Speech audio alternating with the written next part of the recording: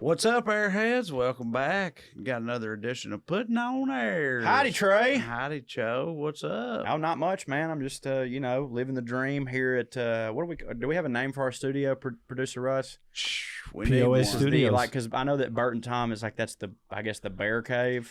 Yeah, we need one. Something Well, with it's like air. The air name, something. the acronym is POA, which is also like piece of ass, which is Piece very, of ass, like, the for Piece of us, Ass studio, the that's pretty air much- The apparent, airframe, the Airstream. Airstream. It's streaming. This is the Airstream. The Airstream. We're here in the Airstream. Airstream. Coming to you from the That would be Airstream. sweet, by the way, if we started doing traveling shows in an Airstream trailer. Airstreams are sweet. And by the Yes. way, Airstream, holler at us. That's a possible sponsor.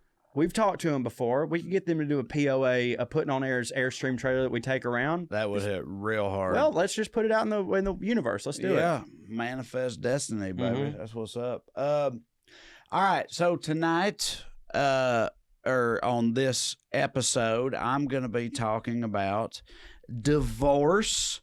Everybody gets divorced. Both fancy people and trash people get divorced. We'll be talking about the differences in it, and there's I found some pretty funny divorce stories. Really? Yeah, I can't believe there's a imagine that. lot. Yeah. Imagine that.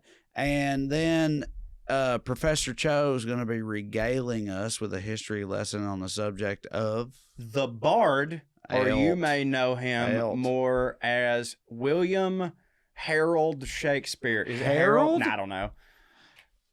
Did you say Harold? Because it's William William H. H. Shake- I think so. It's funny because Jesus' middle name Jesus is H. apparently Christ. H. Yeah, Like Jesus Harold H, Christ. You just go with H. Yeah. So you just defaulted to Harold. Harold. Yeah. William Harold Shakespeare. Harold is I think that's an old name. Yeah.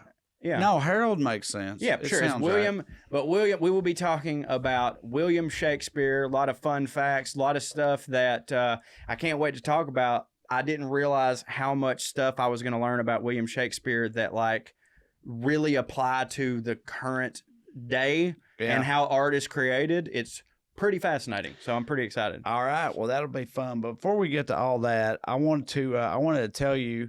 So, Oh shit! so you've already seen it. Hell, I've I spoiled think I know. it already for you. Yeah. So, Christmas just happened. I don't know when people are going to be seeing this. Probably fucking June or something. But as we're filming this, Christmas just happened.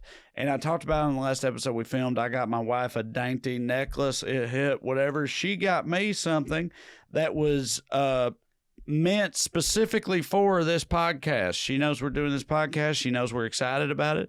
So she got me a Christmas present that was in the vein of Puttin On Airs. And what she got me was a lordship. I love that. Oh my God. Bought Hit and that, paid hit that in the for. main camera right there, Trae. Oh my God. I know what we got. Here's mine right here. Yeah. Look at that. Lord Holy- Trae Crowder. That is. So I'm gonna be. So what? You got an acre in Scotland or something? That's right. No, less than A an foot, acre. a foot. 5 square feet. that's I what's got up, 5 though. square feet in Scotland, but I got this. I got my crest here. There's a deer on it. Look at that. Nice. Look at that.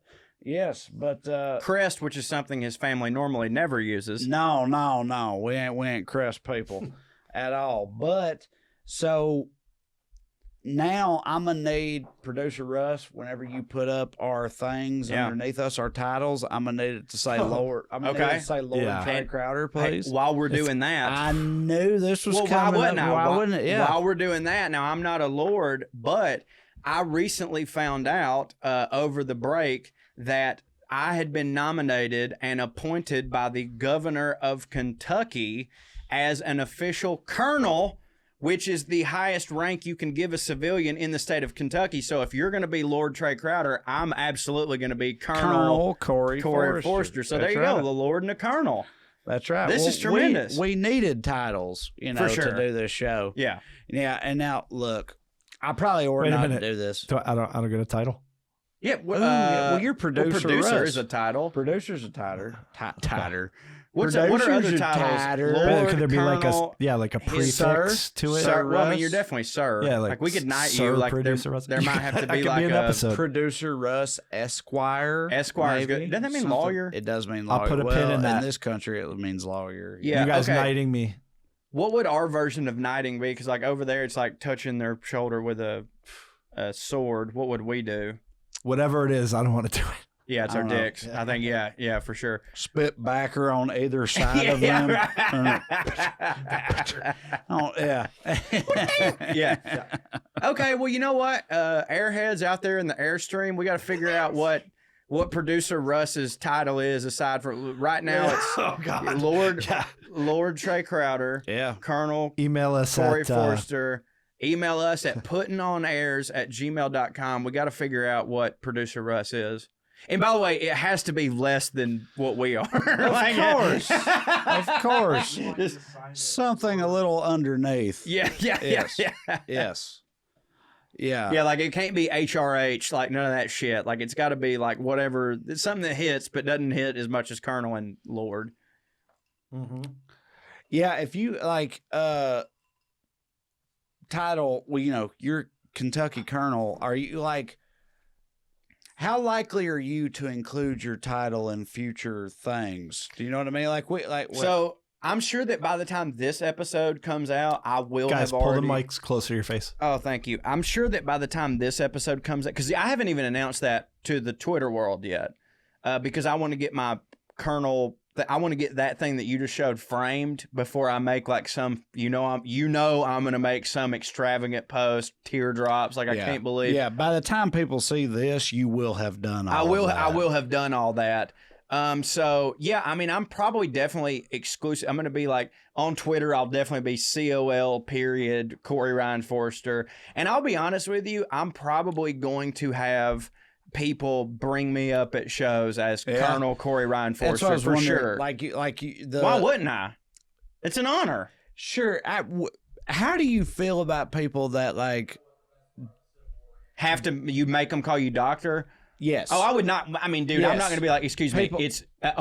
It's Colonel. Right. No. Well, people that are doctors put so much more effort into becoming doctors than we put into what we just talked about.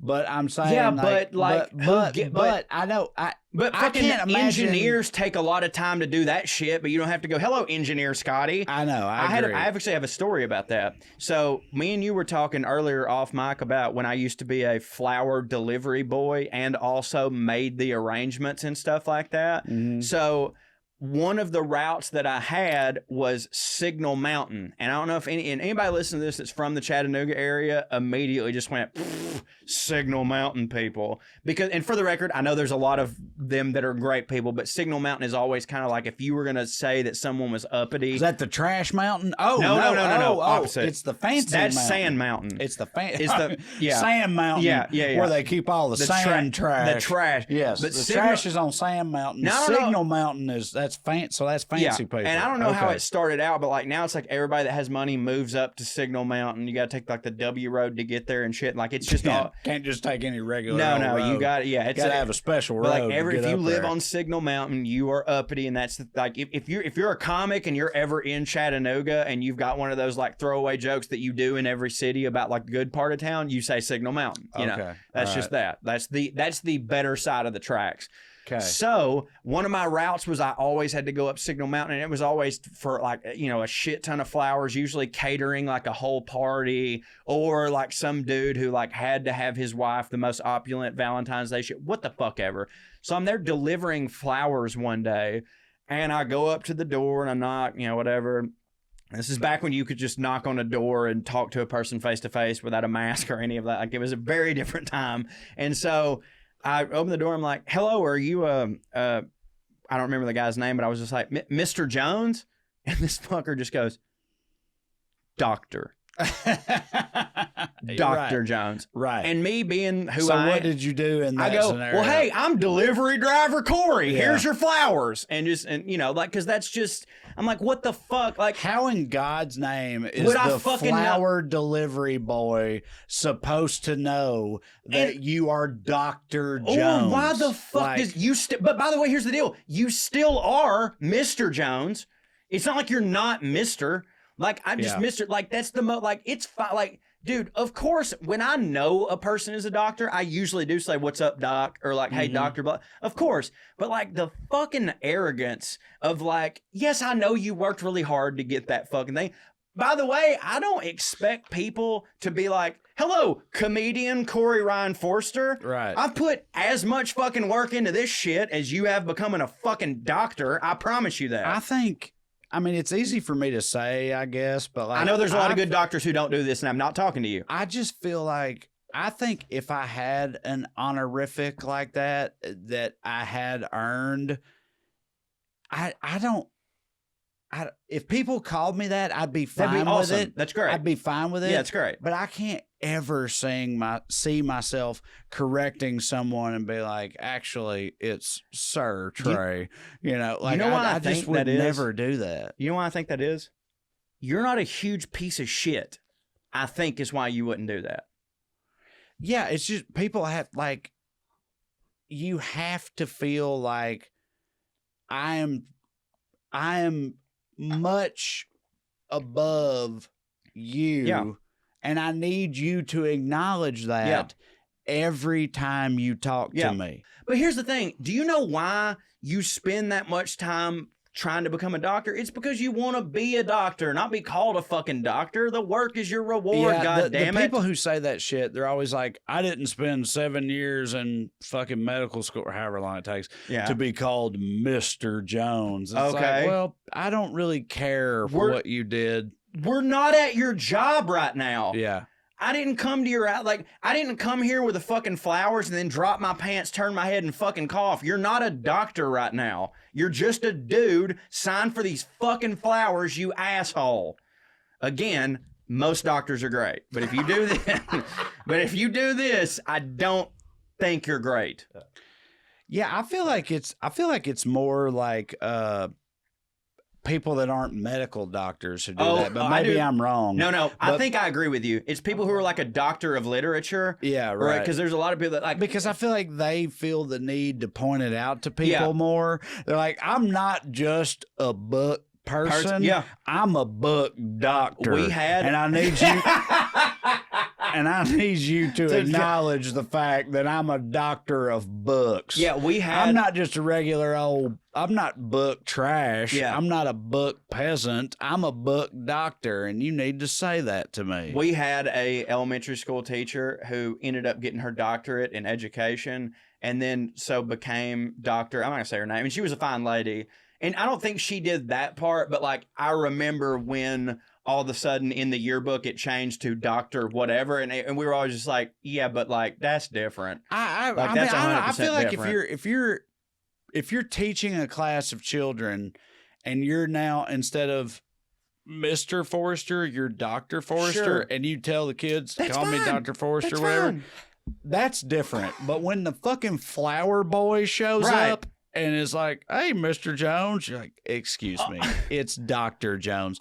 That's very fucking different. Also, but for that on that note though, if one of the kids still says, hello, Mr. Jones, I still think you have to go, I am that too. Yeah. It's not like they called me Greg. You know what I mean? They said Mr. Give the fucking kid a break, for God's sakes. Yeah. Yeah, no, I agree. So, my marriage is doing great. Yeah. Obviously. I bet what we're talking about has led to a lot of this. Got a great gift. Mm-hmm. Your marriage doing good? You holding up in there? Oh, we're good, man. I mean, we're coming out of the pandemic. Well, we're not coming out of anything, but we've all been in the pandemic for a while. Well, and I feel like relationships have gone one of two ways in the pandemic. They have. I mean, how has yours gone? With mine, it's actually been like kind of the opposite of most people's in that, well... Your mic. Okay, my bad, Russ.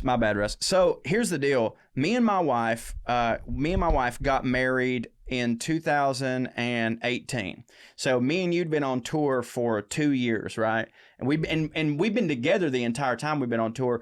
And you know how fucking hot and heavy our tour was, especially back then. Me and her never really, like the whole time we've been together, we've never really seen each other. Like, it was always just like, hey, babe, mwah, kiss each other. I'm home for 2 days. And then, like, I'm on the road for 2 weeks and I'm back home for 2 days.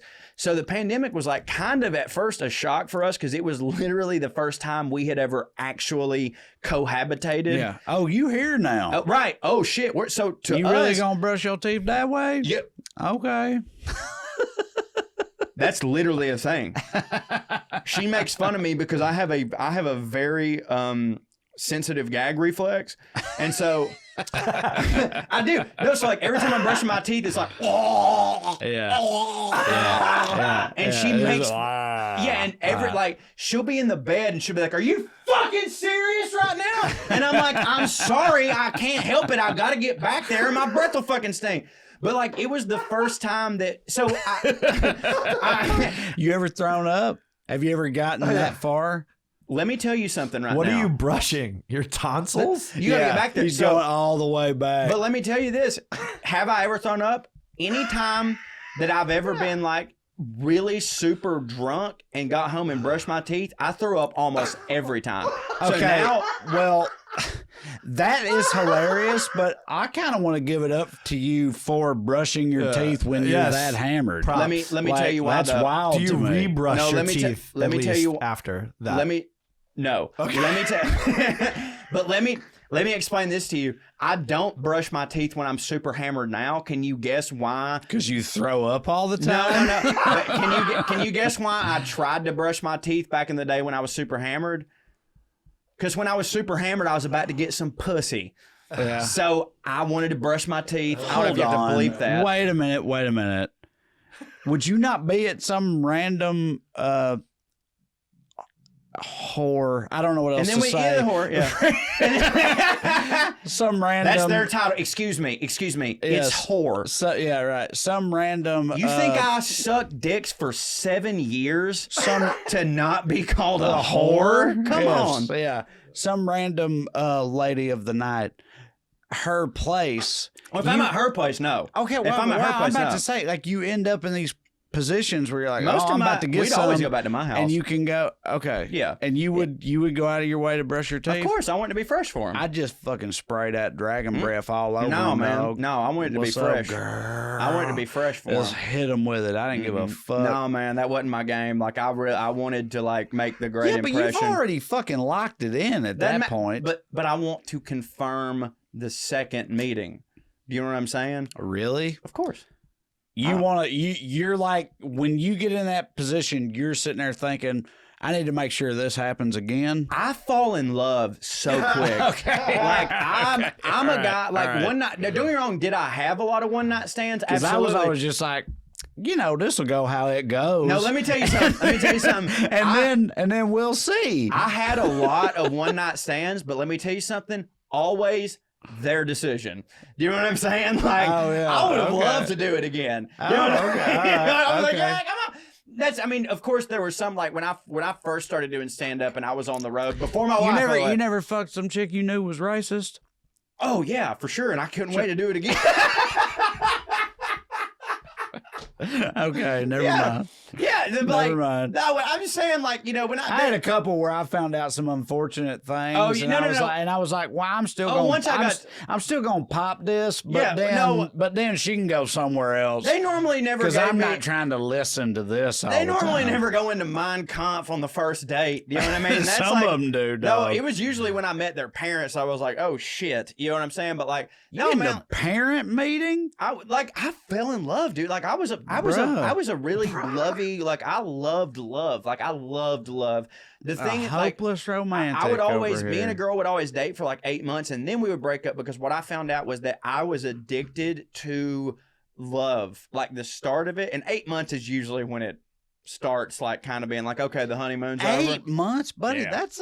That's a fucking wild. I know. In the context of what you're saying, 8 months is a while. For the record, again, there was several one night stands in between this because they just didn't want nothing to do with me. I feel like I always just had like I was not a desirable human being. Flings or one night stands or the equivalent, or we were together for like a fair amount of time. I had 8. We were together for 8 months, or we were together for one night, and then every now and then they would like be drunk and call me and be like, "You want to do that again?" And I'm like, "Absolutely!" Like a fucking like a basset hound, just like. But I was always, and me and my wife did this, but like I was always a big fan of like the hang afterwards. You know what I mean? Like talk, like they would listen to me. You know, like they, well, like, let me, like, dude, you gotta understand, buddy, you are in the minority. Yeah, no, I know, sure. I know, I am. You were a no, big I know fan of the hang after a one night. You gotta understand, like, it ain't almost nobody who feels that way. You gotta understand that when I was doing this is when like you were like in college and you had a successful job and stuff like that. I was a fucking open mic, going on the road every now and then, working it out comic. I desired being desirable. You know what I mean? Like any woman that wanted to hang out for a little bit, I was like, oh my God, really? Because like a lot of them think I'm a huge fucking worthless bag of shit. So like I wanted to have my breath fresh. I wanted to make a really good impression so that hopefully they'd come back again. And some of them would, but then they'd come see my act and they would be like, he ain't going nowhere. That ain't it. Yeah. And so but then if one of them did hang on, here's what it was too. They would hang on for 8 months. Realistically, that was the amount of time for them to realize, oh, he's just funny. You know what I mean? Like he's just funny. That's it. Yeah. So like, yeah, man, I was like, I like the fresh breath. I'm a big cologne guy. You know, I've got not to the extent of like in Anchorman or whatever, but I've got my like rack of colognes. Like I like to smell good. I take 4 showers a day. Like when me and Amber are about to, oh yeah, 4 at least. Not at least. That's weird, right? No, not at least 4. Amount. At bare minimum 2 a day. Usually 3. How long are the showers? I mean, it depends. The first one, the first one in the morning is usually 6 to 7 minutes because I'm a little tired. So like the first 3 minutes is me just kind of like getting it up. Then the second shower is about 5 minutes because it's after my walk and because I sweated a little bit, so I get in the shower. My third shower is very quick. It's after I work out, and I'm just like, I've got shit to do. I got a lot of energy, but I just need to clean the sweat off. You know what I mean? And then my fourth shower is at night, and it usually will be a little bit longer because I usually put a podcast on and just kind of like, you know how women take a bath? I have the shower equivalent of that, and I'll put on like 2 Bears, 1 Cave, or I'll put on like some NPR thing and learn some stuff. Right. And I'm in there for a while because the reason I do this is because of fucking Aaron Sorkin, right? Okay. Aaron Sorkin. Right. So Aaron Sorkin. Shout out Aaron Sorkin. I took his master class, right? And so he was talking about his whole thing of like, he pitched it with like, you know, Albert Einstein worked at the patent office yeah. Because he realized that when he was really trying to think and come up with shit, he couldn't just stare at the cursor blinking. That did nothing for him. But if he occupied himself with something, his brain worked in the subconscious, right? Andy Kaufman he was like a dishwasher at a restaurant when he was at the height of his fame in Taxi, because he said that creatively having that menial task that he wasn't really thinking caused his subconscious to think. Anytime I'm writing a story or doing anything like that and I'm fucking stuck, the last thing I'll do is sit there and stare at the fucking computer. I immediately go get in the shower, and I swear to God, 9 times out of 10, I go, yes! Like 2 minutes into washing my hair, 2 minutes into washing, 2 minutes into washing my scalp without thinking, I'll go, boom, that's it. And I'll go out and I've got the idea, because your subconscious is constantly working overdrive, and it's soothing. And I love soap. I love soap, dude. But still, 4 though? Yeah. I mean, 4 is like a pretty hardcore day. At bare minute, what are you doing with your clothes? What do you mean? Are you doing a change of clothes after every one of these? It depends. Oh my God. Because who's doing your fucking laundry? No. Me and Amber both split the laundry. We split the laundry. So if you're doing 4 fucking showers a day, are you in between, before and after every shower, it's a different change of clothes and underwear and stuff? Because that's wild. No. Let me explain to you. First off, he's doing a week of laundry every 3 days. That's crazy. No. First off, I don't always wear underwear.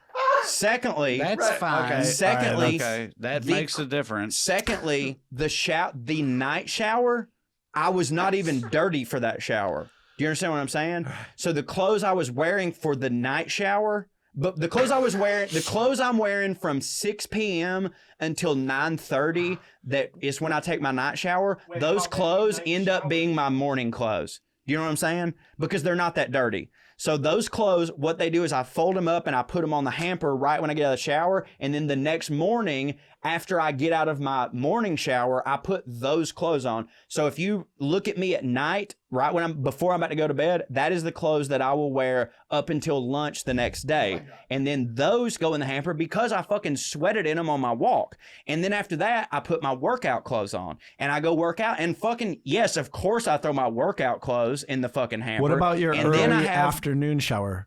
the early, Yeah, but I say you right now. You're. I don't wear Or a lot the of early evening shower? Also- Right now, I think we're looking at.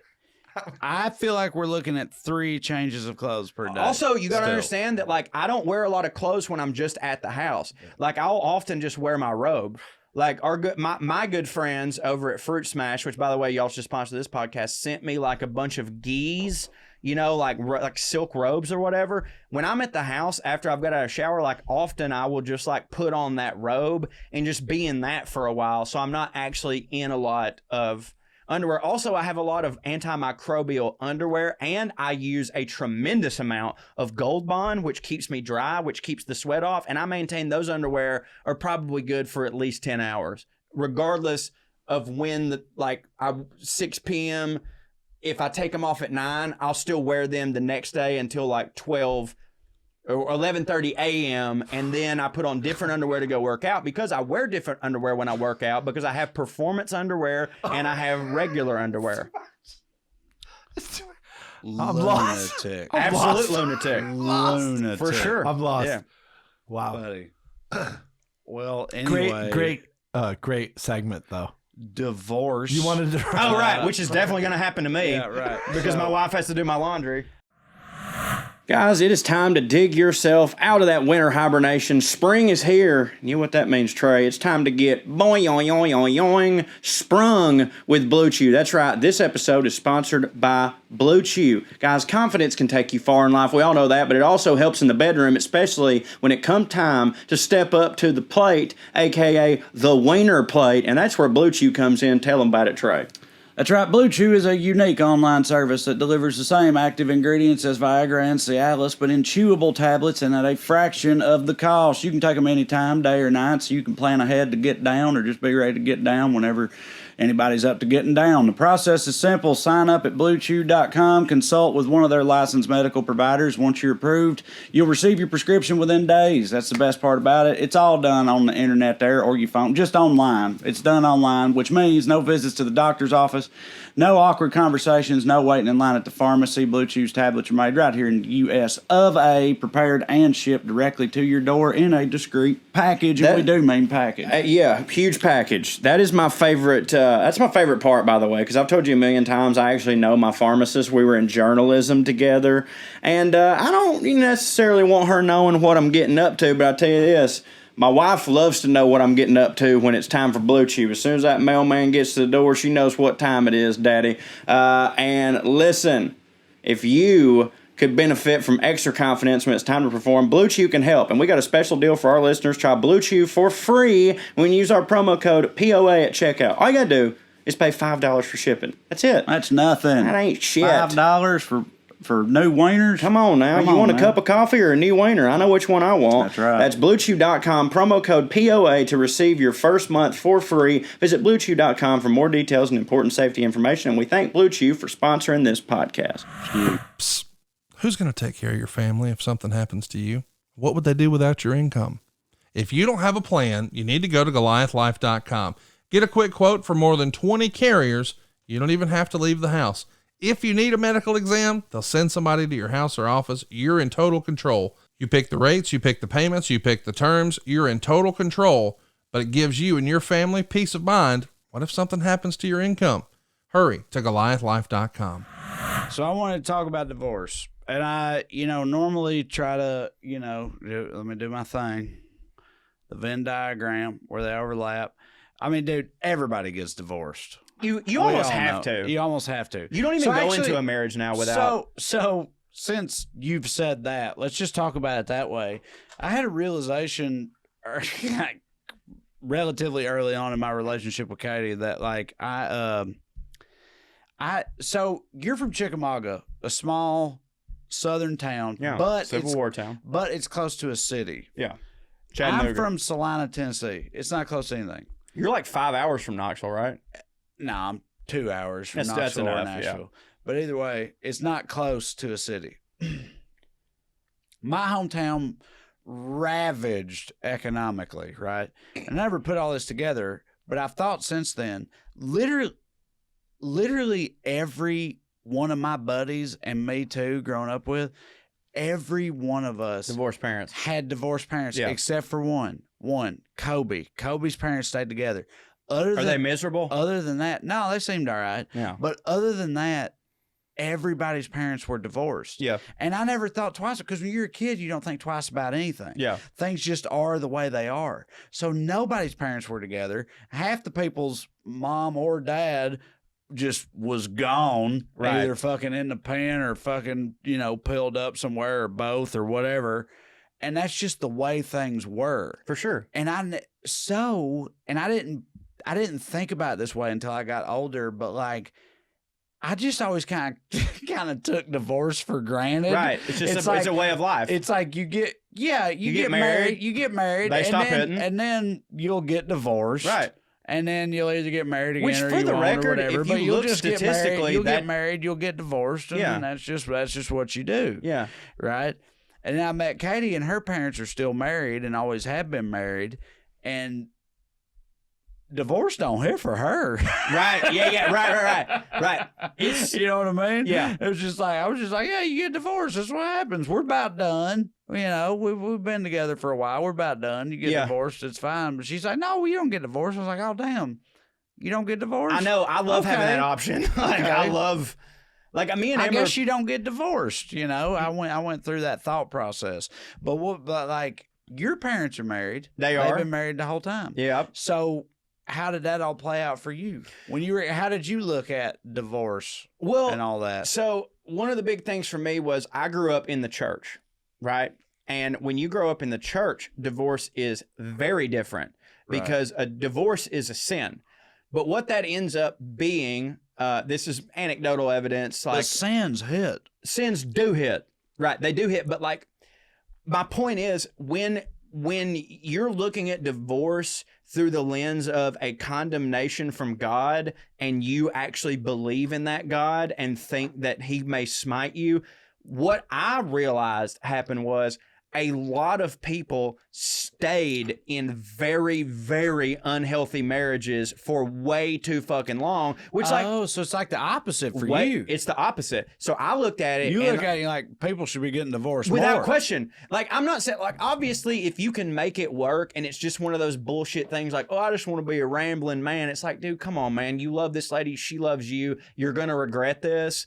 There's sometimes where I'm like, man, you made an oath, make it work. If it's just your fucking bullshit, go get your bullshit done and then come back to that. But there's I looked at a lot of relationships in hindsight from the church and I go, damn, those people hated each other. And the reason that their kid is so fucked up, because then they would go, the reason you have to stay together too is you have to stay together for the kids. Yeah. That's a big trope. And you can ask almost any fucking psychologist and they'll go, that's not actually a thing.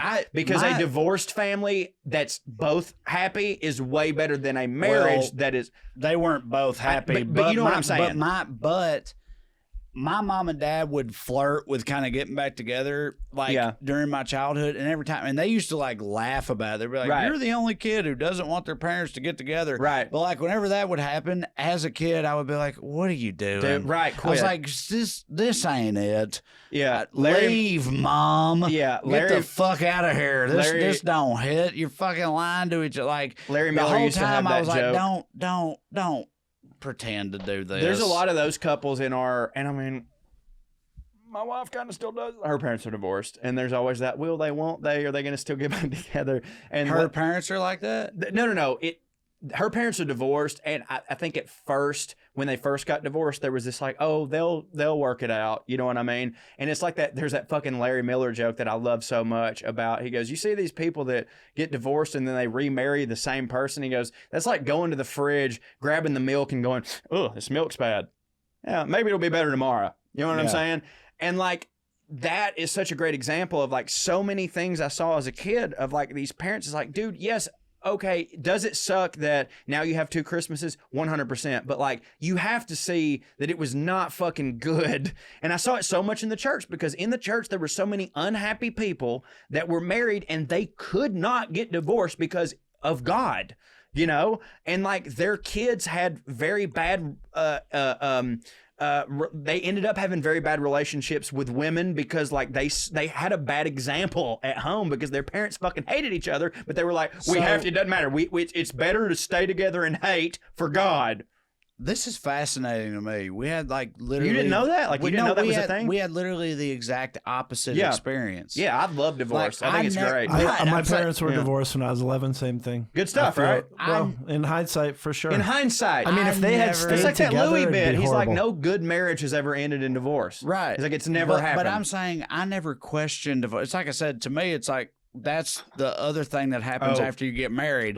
Eventually you just get divorced. That's just what happens. And I thought about it later, like as an adult, it was like, oh, people can stay together and that's nice. But for you, it was like, no, people stay together. That's what happens. But they ought to get divorced. People should get divorced. I'm just saying, like, there are definitely people who, to me, it's not a great story that they weathered the storm. Right. Sometimes they 100% should have fucking called it. And now it's like, yeah, you're both 68. You can't start over, you know? But like, I don't know. There's some 68-year-old whores out there. For sure. That's true. You can get jacked off by Madonna. Buddy, can you? Yeah. But Madonna's like 70. I'm not going to say the people that this happened to because they're very, very good friends of mine. I don't want to do that. But like, I remember my first divorce, like of my friends, like super close friends, and they were that's so wild. And they were like, to you, that's a experience that stands out to you. You remember the first time that happened. I'm saying, like, we took it for granted. Yeah, nobody's parents were together. Well, these were like everybody's parents. These were like super close friends, and also in the church. And the reason that it was such a big deal was because of the church aspect. Because I don't know if you know this. I'm about to teach you something about divorce. In the Southern Baptist community, you know what a deacon is? It's like a cardinal. It's like a cardinal. Somebody that hits in the church. Yeah, it's like if the somebody hits but less than the pastor. Yeah, or it's like God. if the pastor was the pope, they're cardinals. That's what it is. Okay, that's what it is. They're deacons. They're there. Yeah, okay, they're there to be the fucking like the toughs for the mob guy. You know what I mean? They're the soldiers. Well, in the Baptist church, if you've been jacking off, you got to go through the deacon before you get to the pastor. Without question. The deacon's going to be like, stop jacking off. But if you just keep jacking off, maybe he'll elevate it to the pastor. Yeah, I mean, you got it. Yeah, for sure. Yeah, you got it. So if you are a deacon and then you get divorced, you are not a deacon anymore. Really? Yes. And by the way, and this was the hardest lesson to swallow, even if you didn't want to get the divorce. Like, if your wife just leaves you, you're out. You're out. Yeah. Like, even if you were like, no, I don't want the divorce. I'm not signing off on this. Like, you don't get to be a deacon anymore. And that happened to a person at our church who was a very fucking good friend of mine who loved this church. And they were like, yeah, you're gone. And then like, so my first experience with divorce also had that connotation to it. And it was like, then that also was one of my experiences with going, wait, maybe fuck the church, because I was like, wait, y'all turn your back on this guy who still does all the shit that you want him to do and still loves God and still loves this church, but his wife wanted to not be there anymore, and so now he can't do this. And I was like, that's fucked up. This is fucked up. But also we had to grapple with the fact of like, are they sinning?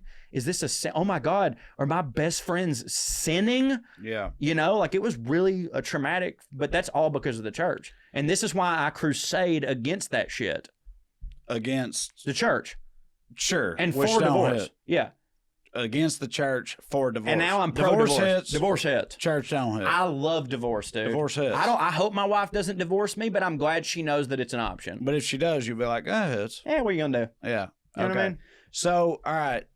Fancy people, they get divorced. I feel like the reason I even thought about covering this is because there was a rash of fancy people divorces during the pandemic. Yeah. Right? The Bill and Bezos. Melinda Gates, Bezos, fucking I forgot about the Gates. the Kanye Kanye, and Kim. All those happened relatively close to each other. Yeah.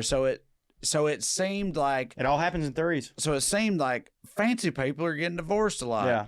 So you look up, do fancy people get divorced more than regular people? And not really, but it's around the same rate. Seems like They're more public when it being happens. together just don't hit at the same level Yeah. for anybody, whether Yeah. you're rich or not.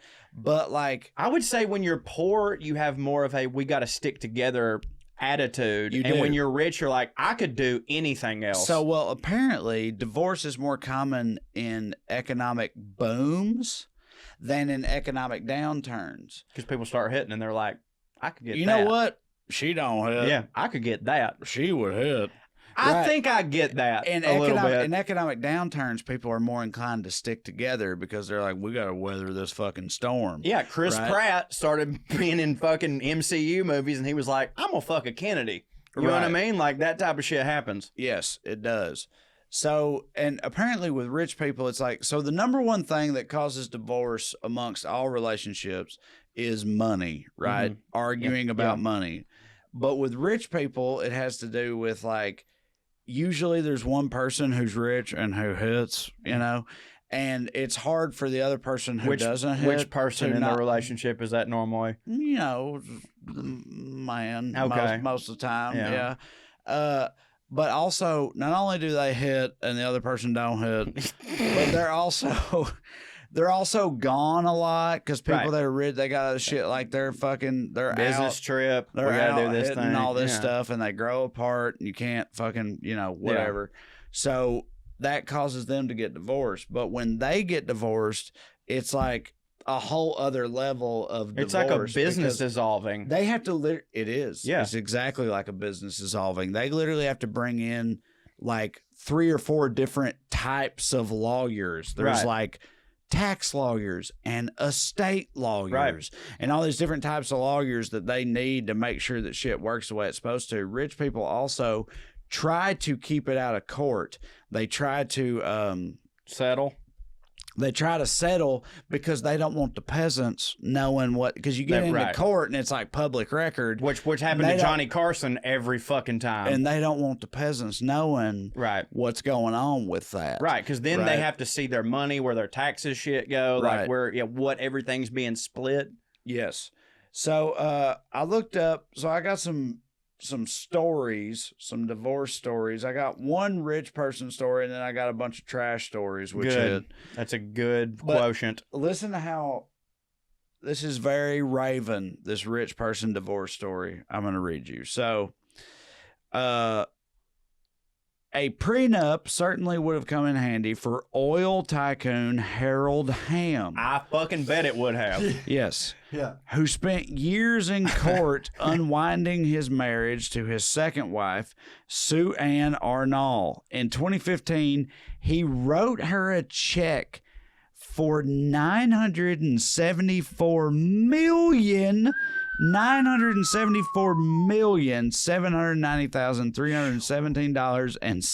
$974,790,317.77. Jesus God. She deposited that check, but then continued to fight in court for a higher amount. Bitch. $1 billion, that ain't it. I need No. more than that. An appeals court ruled that Sue Ann had agreed to the settlement by signing. Is that some bitch right there? Hell, I guess. God, Apparently. that's a ham if I ever seen it. An appeals court ruled that Sue Ann had agreed to the settlement by signing and depositing the check. So she took her millions and funded a PAC, a super PAC, that unseated the judge who oversaw the divorce. God. Dude, how fucking rich people shit That is is some that? succession She shit. took that money and funded a super PAC that unseated the judge that pissed her off by saying, hey, $1 billion is enough. You kind of can't deny that she deserves that money, like After going through intellectually that, yeah. wise. Like, that's a fucking smart ass motherfucker. You know what I mean? Like, all that shit like blows my mind because like you saw the shit that Johnny Carson went through, like with all his divorces, and I've always thought, and I've even, and this is stupid, but I've told Amber this. It's like, listen, if you ever leave me, I won't keep it real fucking simple. Just leave me enough to live on for 6 months. Take the rest, and I'll make it back. Just don't because I will. Don't take none of that. I'll make it. You can have literally everything. I know I know how to make it. I'll make it back. We don't need to deal with none of this shit. But like, if you write a check to someone look at that check. There's the check. Yeah. For $974 million fucking dollars, like. Look at that. My man had to make a whole new line underneath the fuck, damn, just to fill out. He didn't put anything in the memo, which may have fucked him. Like, you got to put for being a bitch. That dumb whore. Yeah, like, you got to at least put that in the fucking memo. But like, god damn, son. That shit. Imagine writing a check for almost $1 billion and having her be like, that ain't it. That ain't it. I'm going to need you to come with more. Dude, like. That's fucking crazy. And I mean, obviously she thought she had. Imagine having that much money to just give someone. And then being a judge and being like, no, $1 billion is enough. Right. And then losing your job because she created a CPAC. Dedicated entirely to saying you don't hit. How much and money you did can't she have a spend job. on that shit? That's what I'm saying, dude. Had to be a lot. God damn, but man. Buddy, people got to send a message. That's what divorce is about sending a message. Yes. So it's like the fucking you gotta Joker. Win. It's like the Joker burning the money. It's not about the money. It's about sending a message. Right. That's what so many of them do. So she kind of looks like the Joker, if I'm being honest. So, but also fucking a lot of really rich people that get divorced, it's relatively amicable because I guess a lot of times the other party. You hit, I hit, split it, let's go. The other party is like, you know what? $64 billion, that'll work. Well, like Melinda Gates or fucking with Mackenzie, Bill, whatever the fuck her name is from Jeff Bezos. Well, like with Bill Gates, like say they're what like, you will. I can handle that. I can handle $40 billion. Well, say what you will about Bill and Melinda Gates, but like it's on record that like every year Bill Gates gave away so much of his fucking money to charity because Bill Gates has the type of money and the type of IP that continually makes him money that he knows, yeah, it's gonna come back, so it's what the fuck ever. So like I can understand, which honestly, that's kind of the reason that I'd forgotten about their whole divorce because it did seem kind of amicable. They were just like, yeah, we ain't really hitting, but like I would probably say, I don't know this to be true, but I bet you they still run a charity together. They do. Yeah, like they still have a working do. relationship. Like They do. David Arquette and fucking Courtney Cox still have a production team together. Yeah, well, I mean, dude, a lot of them are still cool. Right, like somehow. you hit, I hit, Brad and Jennifer, like they're like, look, we're good. No, Brad and Jennifer's like Brad and Angelina. But Brad and Jennifer's whole thing, yeah. like they still were just like, whatever, like you'll still go make your money, I'll make my money, we're okay. So you know divorce stuff. Yeah, a little bit, yeah. Okay. I know like white women divorce shit. So that's fancy people getting divorced. Regular ass trash people, they get divorced too. And the stories from that. Who gets these beans? Yes. So let's get into it. I found some funny divorce stories that are more in that vein. So I'm going to read some of them to you. So these are all from divorce attorneys, right? Yeah. All right. I had a husband and wife go toe-to-toe over an ashtray they bought in Vegas. They spent nearly $5,000 for me and another attorney to duke it out in court over this ashtray. Prior to the proceeding, not one that their kid made in kindergarten. No, they bought it in Vegas. Prior to the proceeding, I explained that the cost to argue over something like that would be far more than what it was worth, and that my client could give me $2,500 and I could fly to Vegas and buy an identical ashtray instead of doing this. He said he didn't care about the cost because he intended to smash it on the courthouse steps in front of her if he won. We won, and he followed through with the smashing. He laughed and said the look on her face was worth infinitely more than $2,500. It's about sending a message, dude. Yeah, baby. This guy was like, no, I'll pay you $10,000 to fucking make that bitch hurt. Like, I just felt like his dedication to, I'm a when you win this ashtray for me, I'm gonna explode it on the steps in front of her just to send her a message about how much she don't hit. Which, by the way, I identify with that. And I know that you identify with that because you literally did that one time. Like, I'm not going to tell the whole fucking story because I don't want to indict us, but one time we were working with, let's just call it a publishing company, all right? And we, on their dime, went to a hotel and spent upwards of $3,000 on their tab. They then had a problem with that, even though they had told us before, this is an open tab, spend whatever the fuck you want. They kept hounding us about it. And you sent an email back, very drunk because I was with you, that said, tell them I'll give them $6,000 if they'll just shut the fuck up. Yeah. And you meant it. So I get that. It's about sending a message. Yeah. All right, here's another one. I once represented a husband divorcing his wife of over 35 years. At mediation, they divided up about $500,000 in assets within 30 minutes, no problem. They then spent 2.5 hours fighting over 2 hurricane glasses from Pat O'Brien's in New Orleans and a pitchfork. The wife told the mediator that she really wanted that pitchfork because it was a gift from her daddy. The husband stated they bought it at Home Depot 2 years ago, you dumbass. They settled at mediation after spending over $100,000 in attorney fees combined for the glasses and the pitchfork. They remarried 3 months after that. I'm sitting here thinking, I told you all this stuff about how, like, if me and Amber got divorced, I'd want it to be amicable. But I do think I understand that, like, if me and her got divorced and she goes, but I want that Joe Diffie shirt you're wearing right now. You'd be like, that ain't happening. I would spend $5,000 in court to get this Joe Diffie shirt that I could have recreated for $25 because that wouldn't have been the one that you gave me for Christmas. You take the dog, but you leave me my Diffie shirt. Yeah, exactly. I get it. You're emotional. You got to draw a line in the sand, dude, at some point. Fucking, all right. So here's another one. My client's husband cheated on her with another woman, and he took some pictures of the penetration. Oh, Jesus. She found these pictures on his computer, but his face was not in them. So during a deposition, I asked him if the penis in the photos did in fact belong to him, and he said he couldn't say.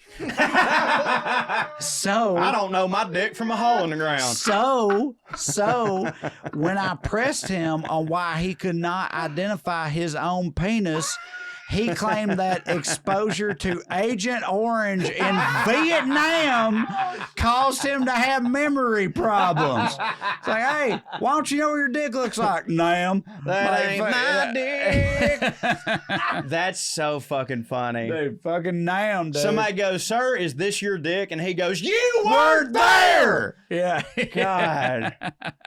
Damn it. I got to ask my dad about that. You should. Just call your dad and be like, Dad, stuff, if I put 6 pictures of dicks, could you pick yours out of the lineup? And by the way, thank you for your service. Yeah. Jesus Christ. Dude, yeah. Fucking Nam. Good excuse for anything, seems like.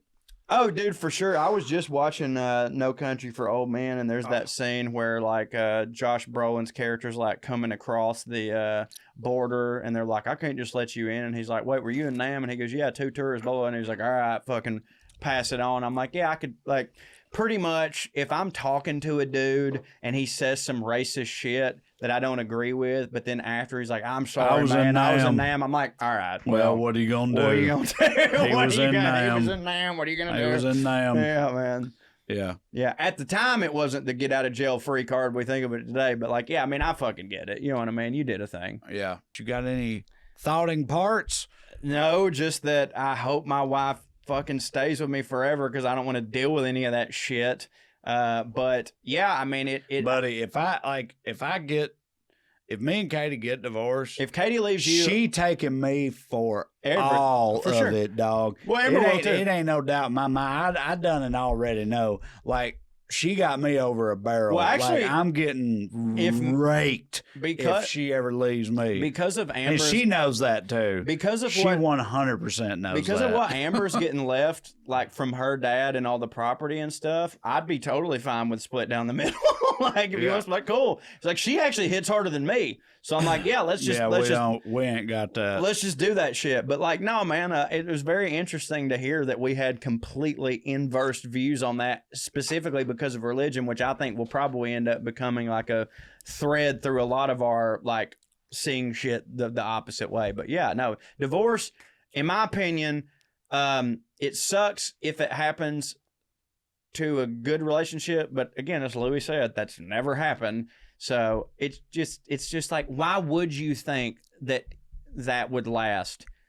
The divorce rate being 53% or whatever the fuck it is, I'm like, yeah, that checks out. So even though I grew up thinking divorce was the most normal thing in the world, still, again, through Katie and everything, I reframed the way I look at divorce. Like I said, I was like, oh, you don't necessarily have to get divorced. Yeah. So with that in mind, we moved to LA. I went to a live podcast recording at a comedy club out here, a comedy club. But in the live podcast recording, the guest was one of the hittinest divorce attorneys in all of Los Angeles. Largo, right? Yeah. And she was up there talking about how she's representing all these people in divorce, and she's like the best divorce attorney around. And then she goes into this whole thing where she's like, and you know, I started noticing like poor people, they don't hit. Accurate. And things don't hit for them at all. Poor people. Yeah. And I felt bad. Common theme. I felt bad. So what I've done in order to give back to the community, what I've done is I've developed an iPhone app where you can get divorced. I swear to God, she's like, where you can get divorced on your iPhone. Anyone can get divorced. And she's being totally sincere, totally up her own ass. And everybody's just sitting there listening to her. And I'm the only person, I'm in the back horse laughing. Yeah. She's like, you know what? I've developed an iPhone. And I was just like, what? What the fuck? Like laughing my ass off.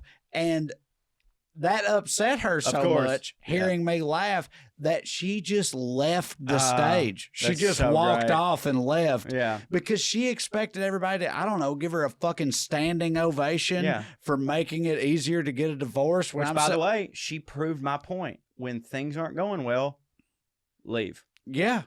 Yeah. Where it's like, where I'm sitting there thinking like, this is the decay of Western civilization. Right. That's what this is. Yeah. And it didn't hit for her and she left. And that's good. Fuck her. I don't give a fuck. Fuck her. She got a fucking house in the hills, 3 of them probably. I don't give a fuck. Anyway, all right, Professor Cho. We will be right back after this with a Professor Cho history lesson. Yeah. From Sean Connery. Giving the history lesson of the lesson of William Shakespeare. Nice. That's good shit. Yeah, William Shakespeare, the Bard, right after this.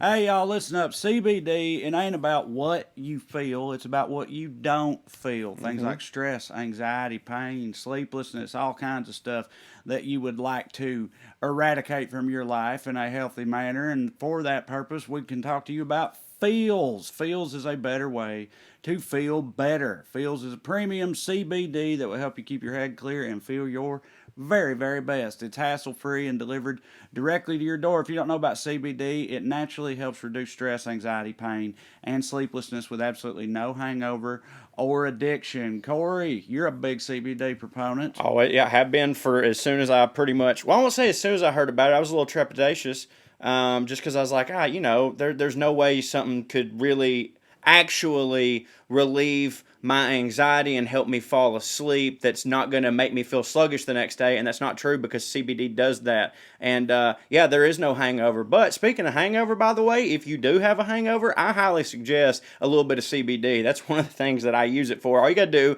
is place a couple of drops of Feels under your tongue and you feel the difference within minutes. And the thing to remember about CBD is that finding your right dose is important. So Feels offers a CBD hotline to help guide your personal experience so that you can find the perfect dose. The Feels customer customer service team is dedicated to making sure you have the best use of your CBD. Joining the Feels monthly membership makes your self-care easy. You'll save money on every order, and you can pause or cancel every time. Tell them how to do it, Trae. That's right. Sounds like it hits to me. So here's what you do. You need to start feeling better with Feels. So become a member today by going to feels.com/POA, and you'll get 50% off your first order with free shipping. That's FEALS.com/POA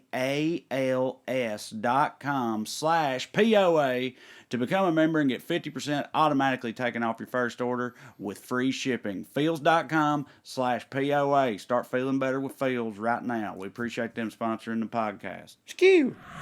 Are you feeling stuck making minimum payments on your credit card debt? SaveWithConrad.com can help, and you don't need perfect credit or money out of your pocket to do this. NMLS number 65084, equal housing lender. Oh, and did I mention no house payments for 2 months? Get rid of your credit card debt and lower your monthly payments right now at SaveWithConrad.com.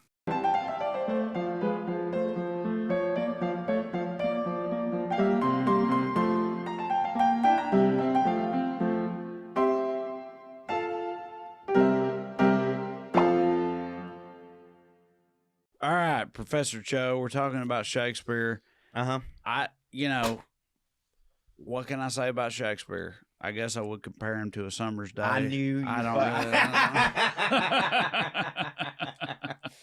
That's great.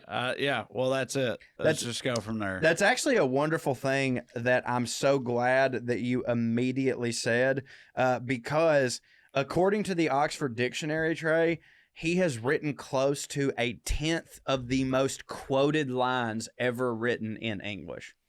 So the fact, dude, honestly, that might be low. Seems low to me. Yeah, no, like a 10th. Like he's not the 10th. No, I know, I know.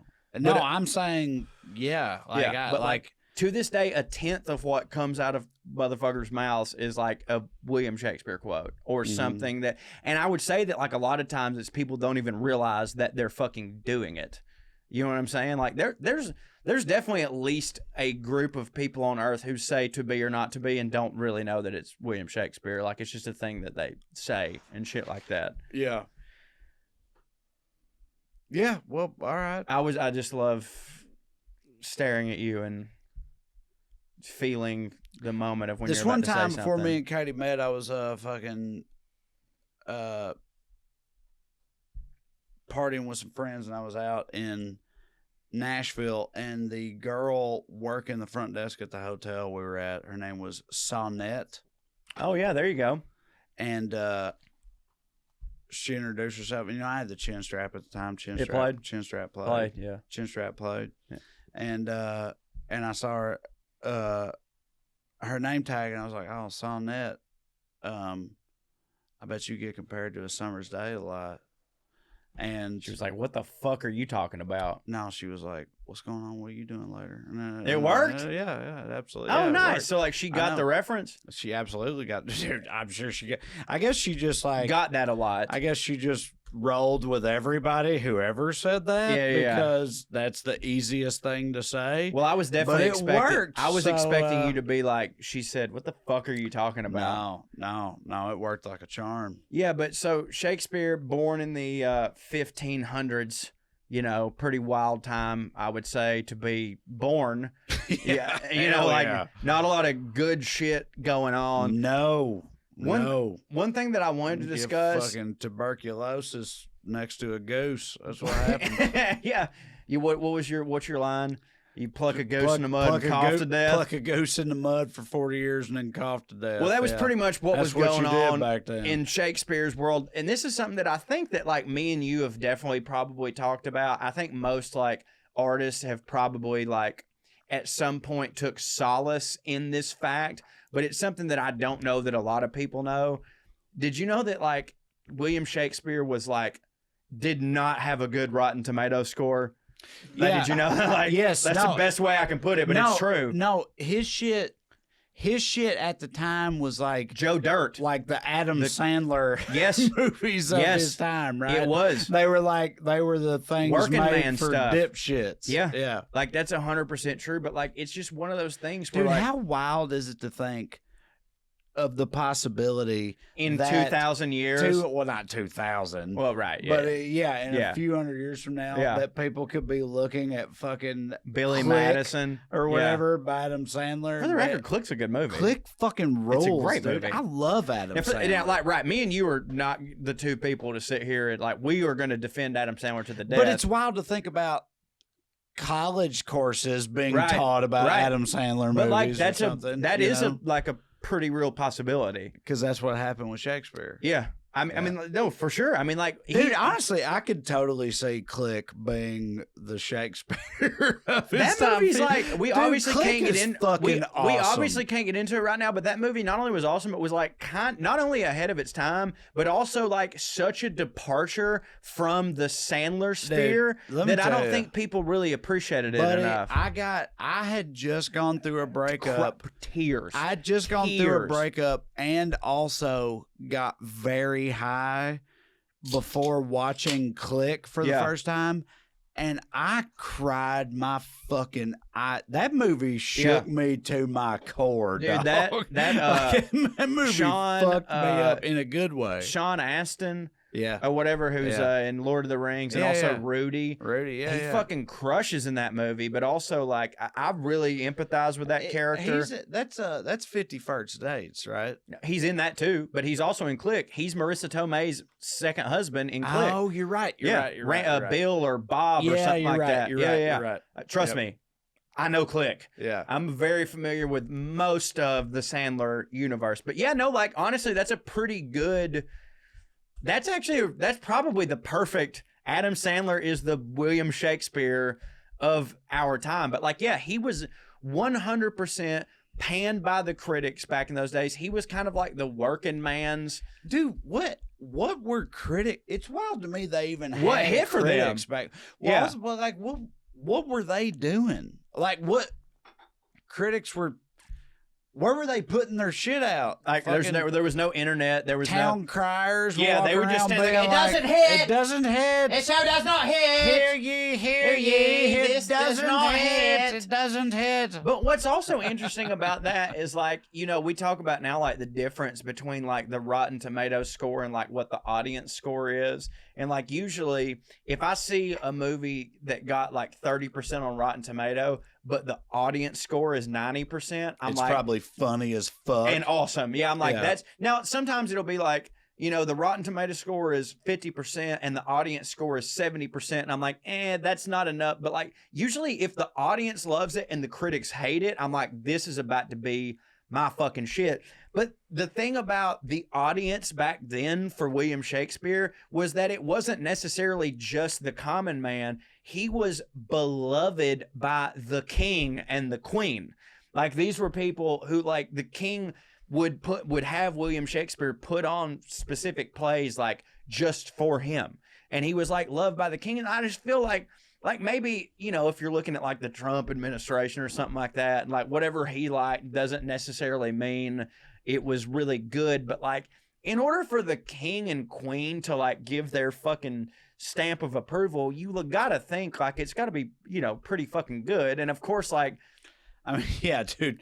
But Trump being our most recent president definitely hurts that argument. I know. I'm sure Trump is the James Woods Rudy Giuliani movie. Yeah, Trump is this is it. And this I mean, this hits. And I mean to That's balance what you need to say. and to balance that out a little bit, I don't really give a fuck what Joe Biden likes either. Yeah. You know what I'm saying? If Joe Biden was praised a movie, I'd be I bet it might not hit for me. I have no fucking idea. Green Book, thank you, Russ. Green Book probably really hit for Joe Biden. I bet it did, and I've not seen that movie. Honestly, hell, that movie ain't bad.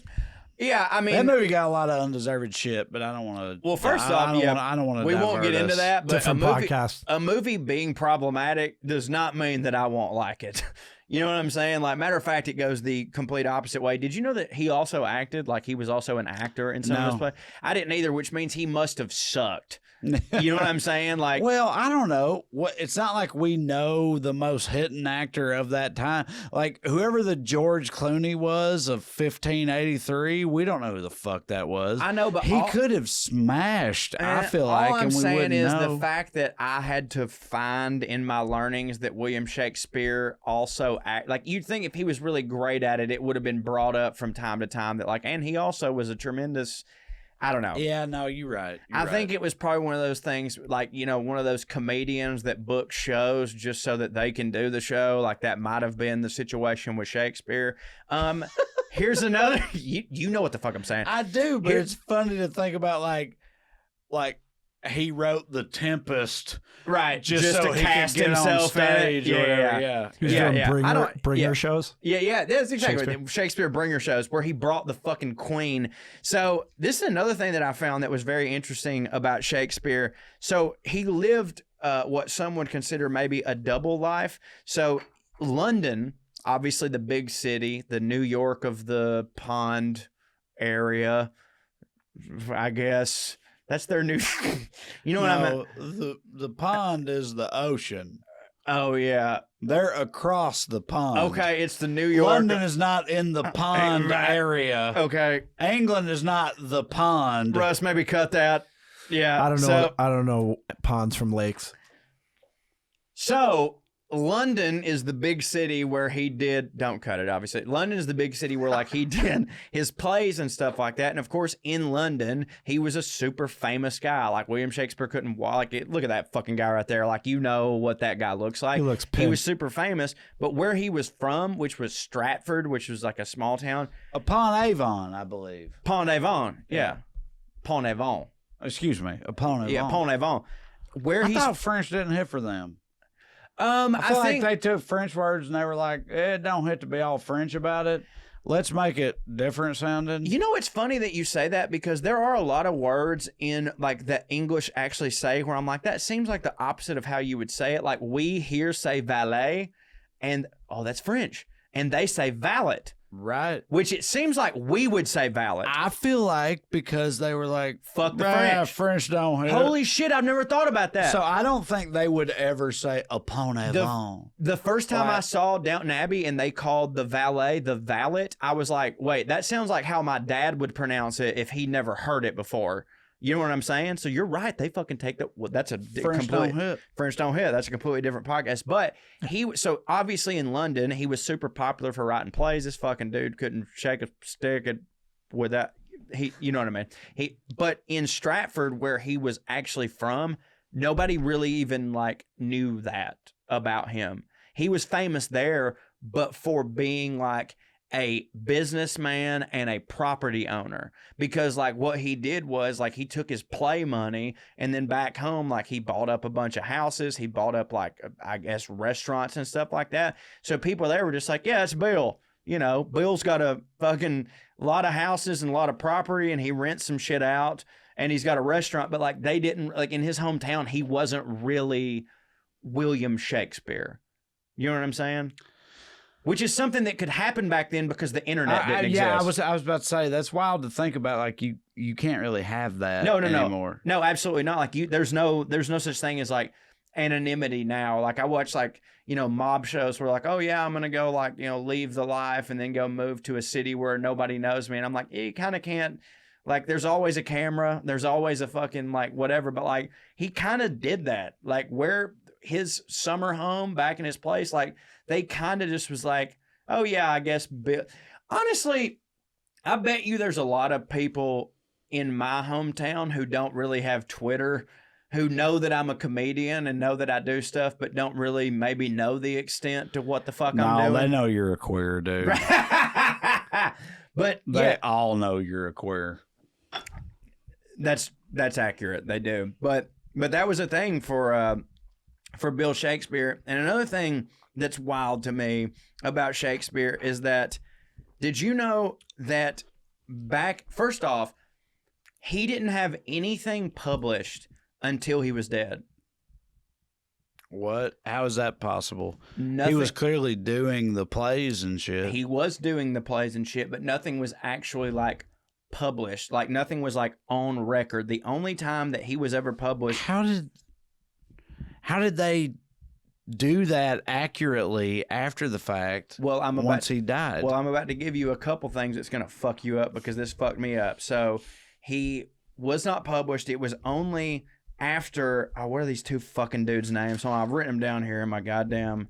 Oh, yeah. His plays were never actually published in his lifetime. After he died, John Hemmings and Henry Condell, who were two of his, like, main actors in his, like, what's it called? The theater company or whatever. Yeah. After he died, they took some transcripts or whatever and actually got it published, which are, like, all of the William Shakespeare books that you read today on his life's work come from these two dudes taking what they did, because they were like in all the shit. They took what they did, transcribed it, and that is the Shakespeare that we see today. Another interesting thing about that, Trae, is that back then, and this is a huge reason, back then there was no such thing as copyright laws. They didn't exist. Of course. That didn't happen until Disney showed up, right? Okay. Until Mickey Mouse said, hey, you can't be doing the shit I don't know exactly when it showed up, but this is an interesting parallel between the Shakespeare world and how we live today. So because there was no such thing as copyright laws, Shakespeare actors, when he really started hitting and realized that people were like copying his shit and stuff like that, because they would just like old vaudevillian actors that would just like, you know, take an act and just fucking do their thing. He started doing a thing where actors in Shakespeare plays didn't even get their lines until the play was actually going on, which, by the way, like, here's what would happen. He would just be like, you're doing a play, this is the character you're playing. And what they would do is the characters, like the people playing this, would be so close to the curtain, and people behind the curtain would whisper their lines to them. What? And do you know what that's similar to? Do you remember what happened in the last season of Game of Thrones? In the last season of Game of Thrones, they were so worried that the scripts were going to get like leaked to the press and shit. They put them through their ears. That they had earpieces. I've heard that Johnny Depp does that all the time. They had earpieces, and the actors would not know their lines, and they would get them read to them, which, by the way, really explains a lot about the last season of fucking Game of Thrones. But like, I remember reading that thing and like, that's insane. Like, what a very new, insane thing this is that surely has never happened before. But fucking Shakespeare would literally have people behind the curtain whispering to the actors so that nothing was ever recorded and shit like that. So he how would anybody ever record it? No, but he had the only transcript. He didn't give the script to the actors. Yeah, but so that they could then copy them and give them to other people. I know, but you could still do that. Again, this is before fucking recorders were a thing, so you couldn't have done that beforehand, but you could be at the first showing, you could be at the first showing hypothetically and fucking write down everything everybody says.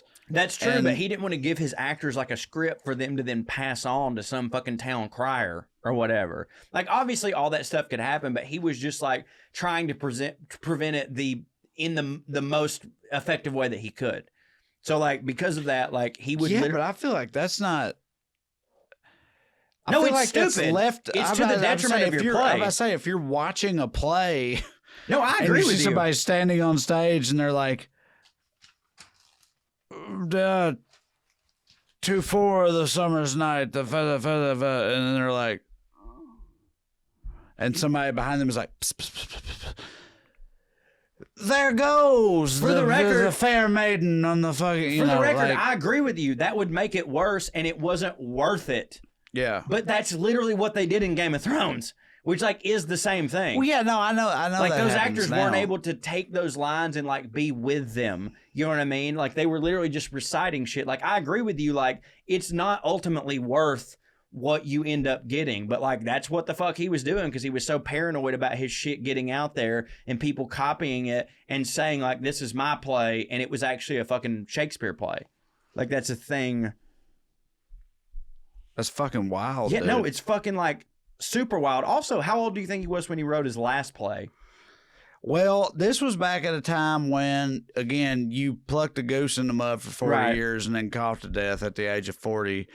Back then, 14-year-olds were 39. No, I bet you're 14-year-olds were fucking 52. I bet you're about to get this exactly right. No, I'm not. How old was he when he wrote what? His last play? Yeah, his last play. 31. 49. Oh, that's way older than I thought. Right, I thought you were about to fucking nail it. No, well, sorry I let you down. It was no. I mean, I think 31 is Actually, no, that would have been wild. I mean, look at that fucking guy, like getting that fucking bald at 30. Well, Buddy, back then. No, I know. You're right. He looks great in this one. Okay, dude, 31 back then. I want to quiz you on this too. That's like 60 now, right? Easily. Yeah. I want to quiz you on this too. How many words did he introduce to the English language? Yeah, I don't know the number, but I know that. Can you even? I know that try to guess. Like, try to make a guess. 11,000. Oh no, it's way more. It's 3,000. Yeah. That's still insane though. Like you guessed way high, but like 3,000. Yeah, but still... he. That's always. I knew that he introduced a lot of words into the English language, but it's always been funny to me that he could just be like make up words. And be like, that's a word. He just be like, you know what's a word now? This, and right. people be like, that's a word now. That's another thing that like when it's like cousin fucking like when fancy people do it, it's like, oh yeah, this is now a word. Right. Whereas like rednecks make up words all the goddamn time, but people go, that ain't a word. That ain't a word. Which ain't is one of those like in the example, but yeah, ort, ain't. Womerns. Or not Warmerns. Yeah. Not only that, but to me, as far as his like wordsmith goes, introducing 3,000 words is kind of actually not impressive because that's just you making shit up.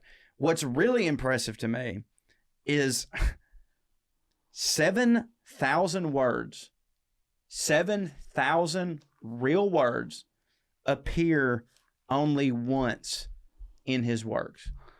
There are 7,000 different words that have one entry into his plays. I don't know enough about words to know that I mean, there's a whole lot of words. I know there are, but like 7,000 words appear one time. Yeah. In his works. That's kind of like, you remember in one of the earlier episodes when you were talking about the like folding the fucking shit and it going to the moon? Like, that to me. Like with like first off, I don't know how long it would take me to sit here and think of 7,000 unique words, and then to go, okay, and all of them, I'm gonna write 32 sonnets and 45 plays, and all of those words will only enter them one time. I don't understand how that's possible. That's very wild. I'm sure it's nowhere near 7,000. I would love to know, and we will never know. No one will ever do this, and they shouldn't. But I would love to know how many unique words we have said on this podcast so far. I bet you somebody could figure that out. Airheads, somebody do that. People out there in the Airstream. I bet it ain't nowhere near 7,000, but dude, I bet it's more than you think it is. Yeah, I bet you're probably right. Email us at it's a lot of words that don't do other word stuff. Yeah, that's true. They just true. do the one word stuff, and they come up every now and then, and they don't carry a lot of word weight. Huh. You know what I mean? No, you're actually making a lot of sense for me right now. Well, this motherfucker wrote a whole lot of fucking plays. Plays got a lot of words, dude. Plays are gonna have words in them. You know what I mean? And you like. Well, that's true. Plays you're right. Plays do have a lot of words I had in them. Thought I blew. Here's what's happening right now.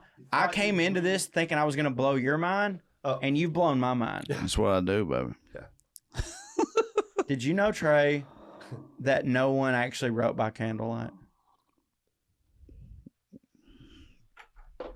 What do you mean? Ever?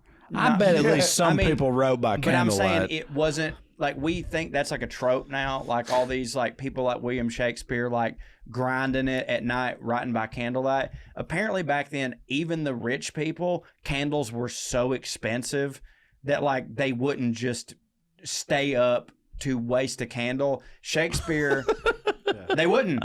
No, Shakespeare and his contemporaries wrote, because of that, Shakespeare and his contemporaries actually wrote during the day and socialized at night. So like the image, right? I feel like back then, dude, everybody did everything during the day. They did, because but like we have that. At nighttime, we can't do shit. No, I get it. Because light go away.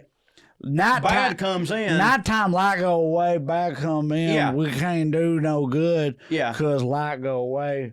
That's how people were back then, I feel like. Don't you think that's how people It's true, were? but like that picture right there, like we have that image of like a William Yeah, Shakespeare. no, you're right. Because like artists right. are normally night owls and Yeah. stuff like that. So we have, but like that apparently wasn't really a thing. Like he got, like he had more of like a normal human being schedule. And then at night he would get fucked up and, you know, talks with the townspeople and shit. But like that wasn't really a thing. And the last thing that I want to talk about William Shakespeare, which I think really has a lot in common with, well, honestly, this podcast, for instance, is that between 1592 and 1594, all theaters across London, across Europe, were completely closed for 2 years. Would you like to know why? I'm sure you Black know. Plague? The plague.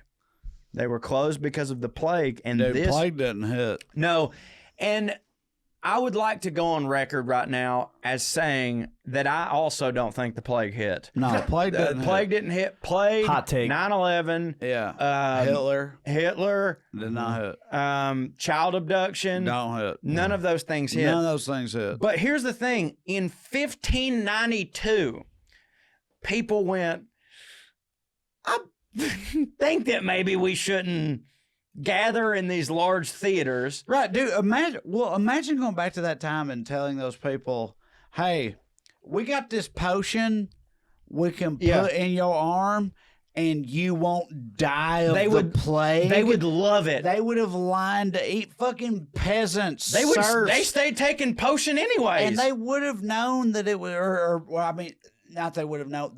They could have been like, "Hey, it's a witch who's got some anti-plague potion." Get They it. would have been like, "Where's this witch at?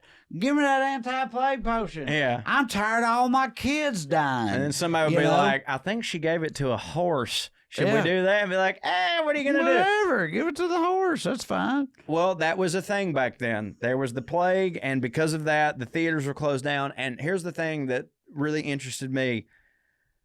William Shakespeare, before the plague happened, had never written a sonnet and had never written a poem.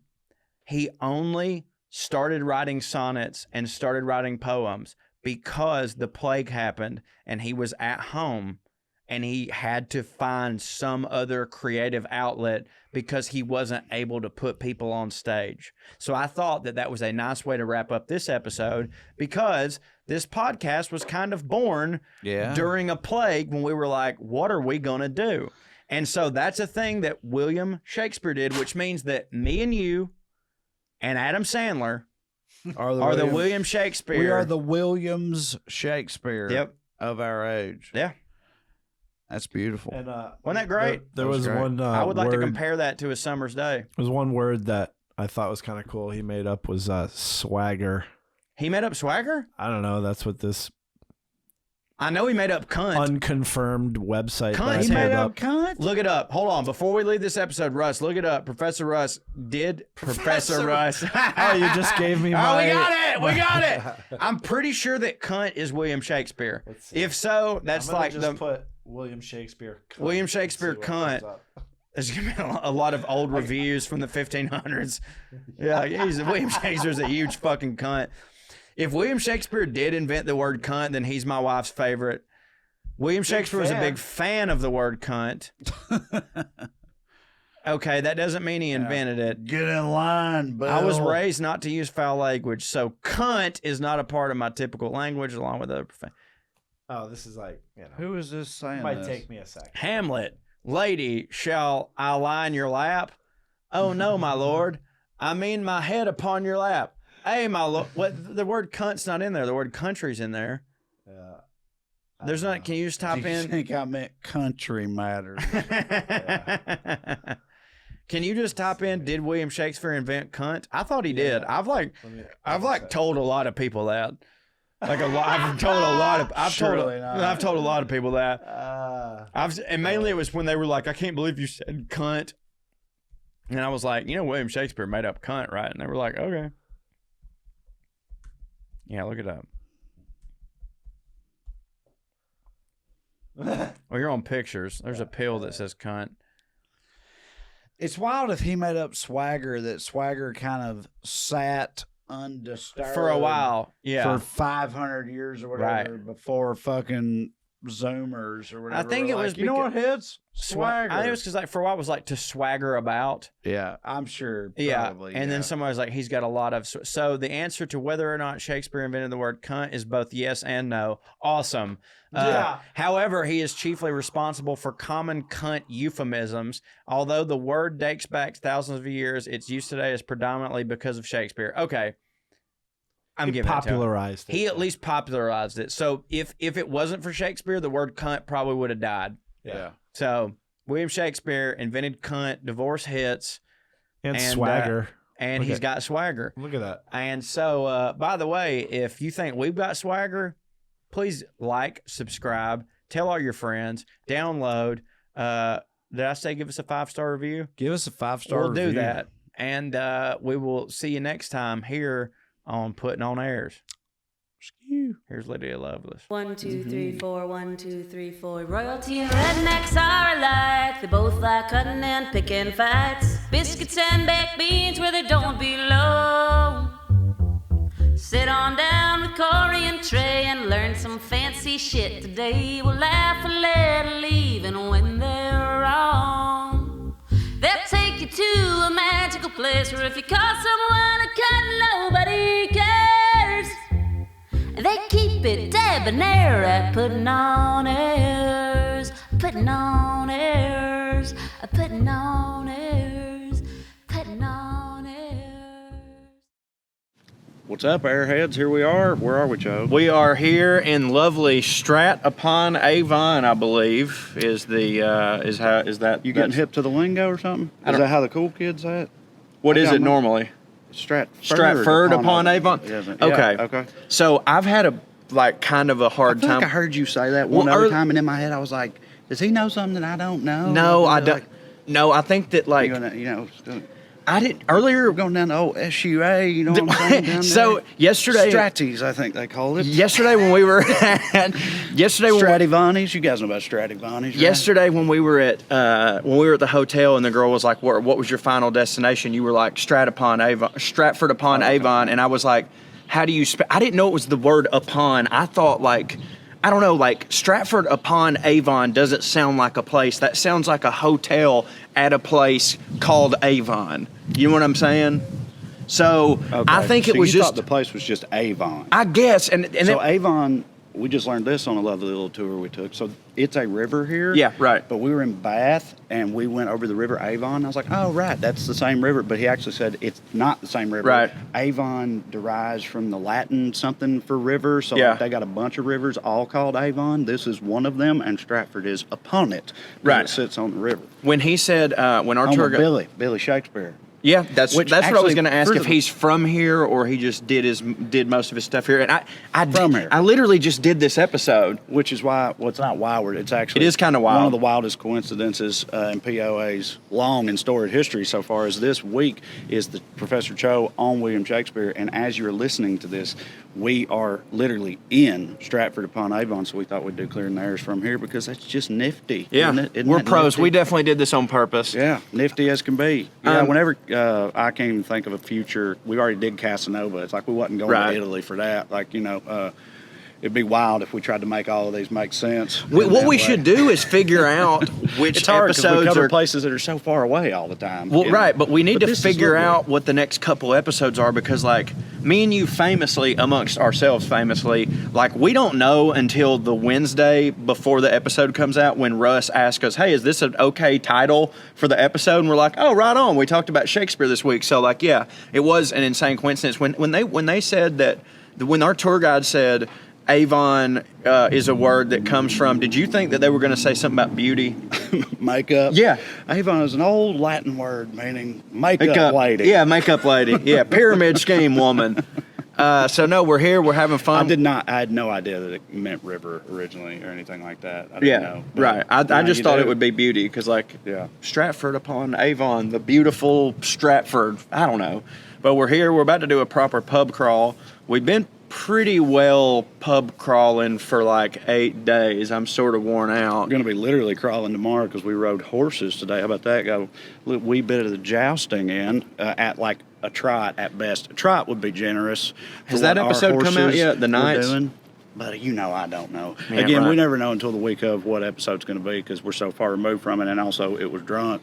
Matter of fact, on that note, we re-listened to this episode last night to remember what we talked about, and in listening to it, Cho learned things about William Shakespeare from himself that he did not know. Present day him did not know the things that past him was teaching all of us on this episode. We were listening to it last night, and he said something past him, and the episode said some fun fact about Shakespeare, and present him laying in bed was like, I didn't know that.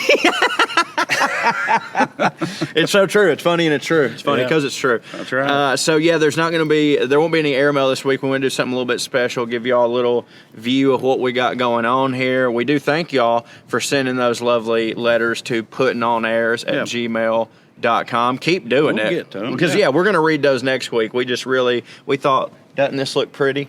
So yeah, we're living it up. We're having a good time. We hope that y'all are still enjoying the show as much as we're enjoying making it. Remember to get your questions, your comments, your concerns into puttinonairs at gmail.com. Also, if you haven't subscribed to the podcast, but you listen to it, please do it. Even if you're like, but I know when it comes out. I get it, but it really helps us out. Easy for you means a lot to us. It means so much to us. Go leave it a 5-star review. Not only convince your friends to subscribe to the podcast, but convince them to give us a 5-star review as well, because it really helps us up in the ratings. Our number, even if they hate us, trick them. Exactly. Wow. Yeah, tell them it's about something different. Yeah, exactly. Making planes. Yeah, it's a show about making planes. Planes. You know how those old World War II planes had like cartoons on them and stuff like that? Just, if you got old Papa on your family, tell them it's a show about that and just have him, give it 5 stars without listening to it, of course. Might work. I don't know. It's worth a shot. I agree with you, and and we'll see you next week on Puttin On Airs, where I probably guess we'll be doing a version of this again. Love you. Summers. Yeah. Summers. Yeah. Summers. Skew. Skew. Skew. Skew. Skew. I skewed. Okay. I know. I was wanting you to get another one. Okay. Okay. All right.